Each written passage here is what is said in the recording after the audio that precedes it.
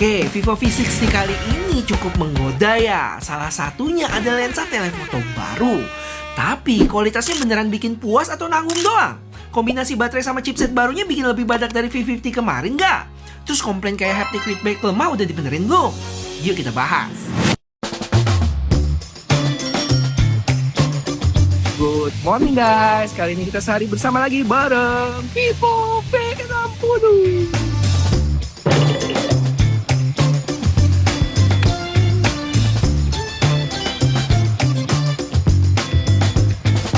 Oke guys, jadi impresi gue sama HP ini masih mirip ya kayak V50 sebelumnya, tapi ada beda juga. Tahu gimana tuh? Jadi dia punya feel genggam yang nyaman ya, karena ada lengkungan di bagian belakang, berasa tipis di 7,53 mili. Terus buat kamera modul juga masih memanjang ke bawah gitu, walaupun secara ukuran lebih ringkas di V60 ini. Habis itu aura lightnya sekarang dikeluarin dari kamera modul dan mengecil dibanding sebelumnya. Lensanya pun sekarang ketambahan satu. Berita baik banget, yang spesifikasi lengkapnya bakal gue jelasin sesaat lagi.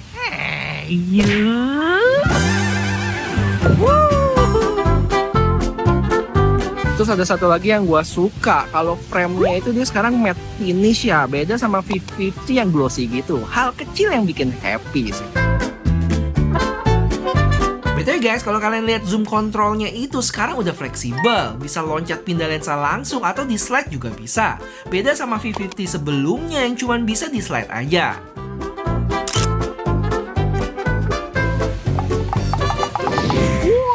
Wow, ini kita lagi bonding bapak sama anak guys. Emaknya lagi di rumah.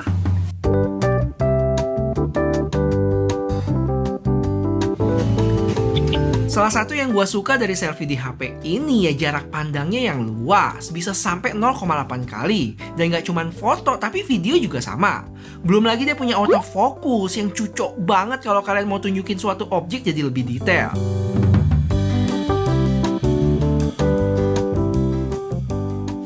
Oke guys, kita update dulu. Sekarang udah jam 11, baterai ada di 88% ya. Dan buat kalian yang sempet hujan lagi, kasih bocil payung dulu, let's go Ethan. Dan buat kalian yang sempet nonton video review gua Vivo S30, pasti banyak dari kalian yang kegocek ya, kalau emang sekarang bodinya dia kagak ngotak tapi melengkung gitu.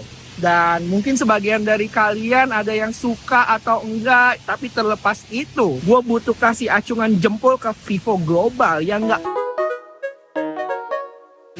plek ketiplek ngambil desain dari versi Cinanya. Dan juga dia punya spesifikasi yang mungkin 90% sama ya antara Global dengan si versi Chinanya.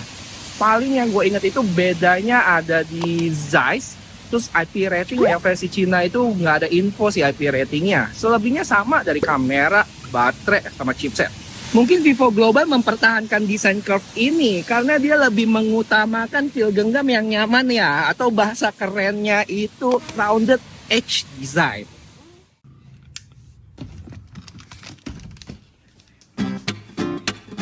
Oke guys, jadi sambil gua unboxing mainan baru gua buat peralatan syuting, mari kita bahas spesifikasi dari HP ini. Cuman untuk fullnya kalian langsung lihat aja di layar ya. Dan yang paling seru di sini gimana kalau kita bandingin sama V50. Kebuka juga. Oke, jadi untuk pertama itu peningkatannya dari sisi layar nggak terlalu banyak sih. Dari sisi ukuran naik dikit aja, habis itu untuk peak brightness-nya juga ada naik tuh. Nah, tapi kalau dari sisi performance, sekarang dia pakai chipset baru Snapdragon 7 Gen 4. Yang mana kayaknya ini chipset pertama yang nongol di Indonesia deh. Terus kalau buat benchmark, peningkatannya ada cukup berasa ya. Jadi buat Antutu itu skornya ada naik sekitar 100.000. Kalau Geekbench single core-nya nggak jauh sih, tapi multi core-nya lumayan. Dan terakhir untuk 3D Mark, untuk base loop-nya naik hampir 400 poin loh, dengan stabilisasi yang turun dikit aja. So, dari sisi performance ini berita baik ya. Terus juga untuk baterainya naik 500 mAh. Cuman dari sisi charging masih sama nih, 90 watt fast charge.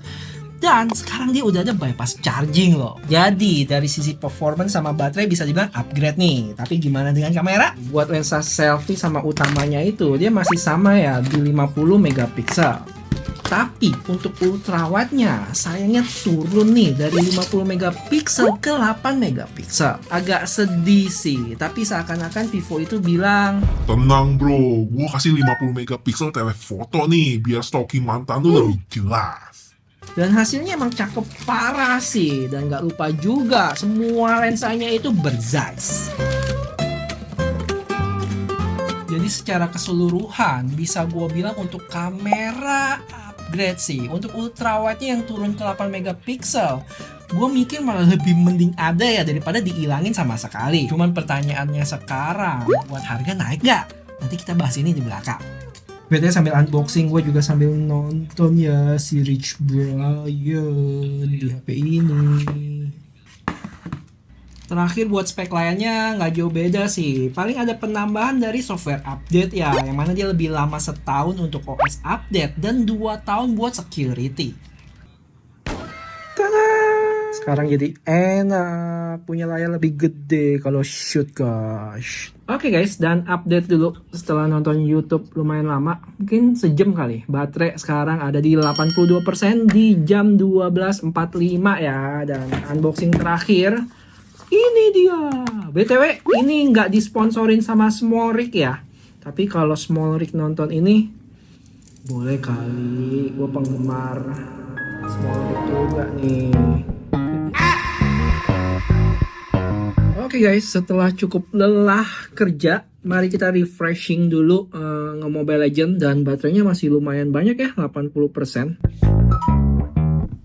Dan buat settingannya dia bisa mentok di Super HD ya guys. Ini gue mentokin semua rata kanan. Dan sambil mati kayak gini guys, kita masih bisa sosmedan sambil nunggu ya. Misalnya sosmedan gini. Dan kalau kalian perhatiin, game toolsnya cukup lengkap loh di sini. Ada banyak. Ini yang gue demen sih. Sampai dia ada bypass charging juga yang tadi gue bilang nih. Mantap ya. Padahal ini bukan HP gaming loh. Kita main hampir sejam, mungkin 1 jam kurang 6 menit, baterai ada di 67% ya, berkurang 13%. Nggak sengaja HP kecemplung? No problemo, karena HP-nya udah punya sertifikasi IP68 dan IP69 yang nggak cuma bisa nyelam, tapi disembur dengan air bertekanan tinggi plus suhu tinggi. Terus jangan lupa, kalau udah berendam, kita keringin dulu dengan fitur water injection yang ada di iManager. Nggak cuma fitur buat keluarin air, tapi debu juga ada loh, dengan pola suara yang beda juga. BTW guys, kalau kalian suka sama konsep review sehari bersama kayak gini, jangan lupa kasih tahu gue dengan like video ini ya, dan subscribe juga supaya usaha gue bikin video ini nggak sia-sia. Thank you. Selamat sore guys, kali ini kita mau jalan lagi dan update dulu ya. Sekarang jam 4:05, baterai ada di 64%. BTW ini gue pakein casingnya guys, yang bisa dibilang upgrade ya, karena seingat gue di V50 dulu casingnya yang transparan gitu. Wah ini sih mantep coy.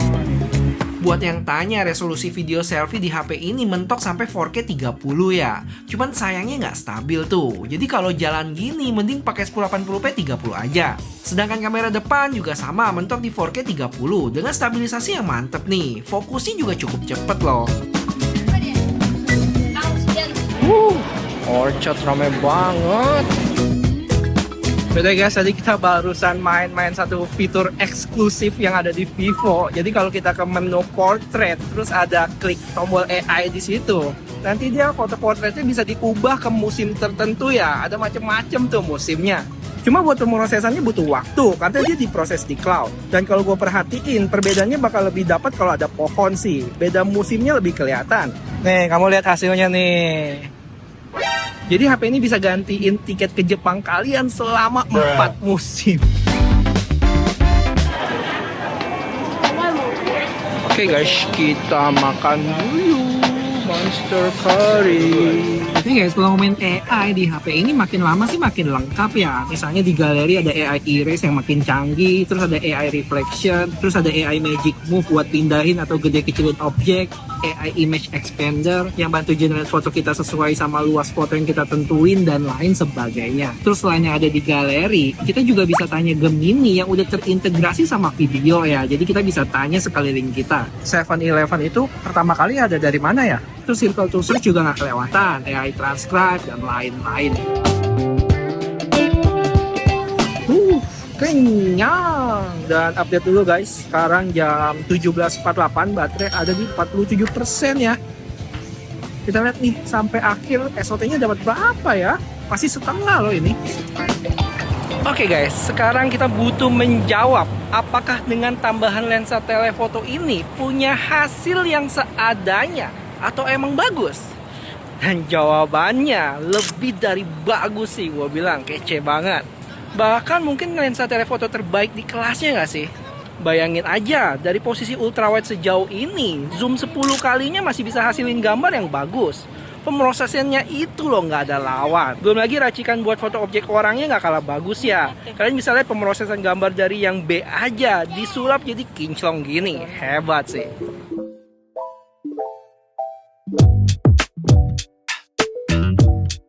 Sekali lagi kalian mesti lihat dengan jarak sejauh ini hasil lensa telefotonya masih cakep. Pas gua ngetap zoom juga masih bagus loh. Edan. Oh ya, kalau buat video zoom mentoknya bisa sampai 15 kali dia. Yang hasilnya udah agak kabur tapi tergolong oke dengan jarak sejauh ini.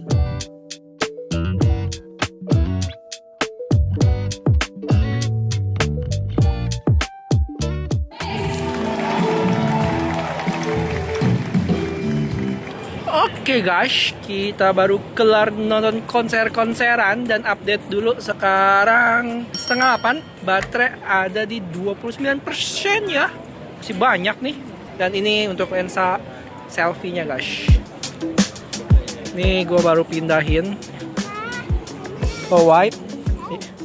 Yang hasilnya termasuk baik untuk lensa wide, tapi saat pindah ke ultra wide cukup jauh nih jadi gelap. Yang nggak bisa komplain banyak juga sih untuk resolusi 8 megapiksel. Sedangkan buat foto termasuk cakep lah ya buat hasilnya nih. Di zoom juga masih bagus. Untuk ultra wide ada berasa penurunan kualitas, tapi buat gue masih oke sih. Kalau buat foto objek orang di tempat gelap pun, kita bisa pakai aura light-nya juga. Yang mana perbedaannya antara aura light aktif sama enggak sih kelihatan banget nih. Jauh lebih bagus yang pakai aura light. Foto-foto bocil ini juga berasa kayak pakai lampu studio gitu nggak sih?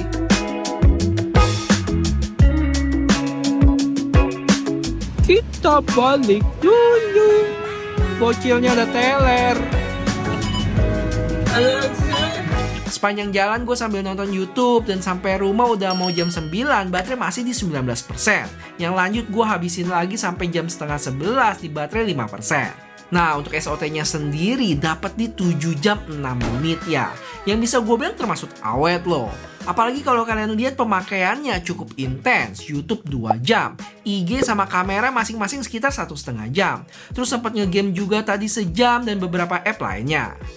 Dan kalau dibandingin sama SOT Vivo V50 di video gua kemarin, bisa dibilang cukup mirip. YouTube dan kamera masing-masing hampir 2 jam. Terus IG dan Mobile Legends sekitar 40 menit. Jadi kalian gak usah khawatir ya, tradisi baterai badak di V-Series masih berlanjut di V60 ini guys. Oke, HP ini punya 3 warna, ada ungu, biru, sama grey. Tiap-tiap warna punya nama uniknya nih, yaitu Festive Purple, Dancing Blue yang gua pakai ini, sama Spotlight Grey. Untuk varian dan harganya yang bakal keluar di Indonesia, kayak biasa gue masih gelap guys. Cuman buat ingetin aja untuk V50 tahun lalu. Bukan tahun lalu ya, 6 bulan yang lalu deh. Harganya mulai dari 6,5 sampai 8 juta. Dan gimana dengan V60? Idealnya dan harapan gua sih ya disamain aja kali ini si harga. Tapi gua agak ragu sih. Mungkin kalau naik sekitar 500.000 baru cocok kali. Mengingat upgrade-nya lumayan berasa ya dari chipset, baterai, kamera, sama update software. Kalau komplain gua paling ada 2 sih. Yang pertama itu haptic feedback-nya yang masih lemah, belum dibenerin. Terus ultrawide low light yang kurang. Tapi ini dilema juga sih, termasuk komplain atau enggak. Karena digantiin sama telefoto yang mantep. Sama tambahan aja kalau HP ini bisa support eSIM dan wireless charging, menurut gue bakal lebih kece. Gimana guys? Ada unek-unek yang pengen kalian sampein dari V60 ini nggak? Atau ada komplain sebagai pengguna Vivo V-Series sebelumnya? Kasih tahu di komen ya.